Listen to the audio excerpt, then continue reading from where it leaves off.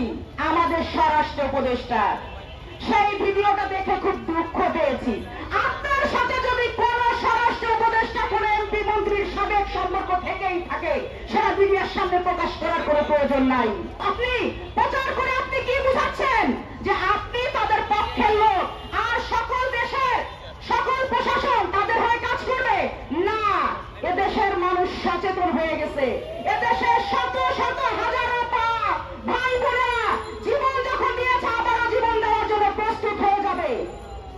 এগুলো একটা। দ্বিতীয়ত হচ্ছে আমাদের গণ অধিকার পরিষদের সভাপতি, জাতীয় একজন নেতা, তার উপরে যে হামলাটা হয়েছে, প্রশাসন যেটা করেছে, প্রশাসনের ভিতরে ওই হাসিনার অনুসারী কিছু এখনো শক্তভাবে আছেন। তাদের মাধ্যমে আমাদের নেতার উপরে যে হামলা হয়েছে তাকে মেরে ফেলানোর জন্য, সেই হত্যার বিচার আপনাকে করতে হবে। তাকে যেভাবে চেষ্টা করা হয়েছে, সে তো মারাই গিয়েছিল, আল্লাহ বাঁচিয়েছে তাই সে বেঁচে আছে। তবে তাকে নিয়ে যে আবার নতুন খেলা করা হচ্ছে তার চিকিৎসা নিয়ে, আপনি এটা ঠিক করছেন না। ওবায়দুল কাদের যদি ওই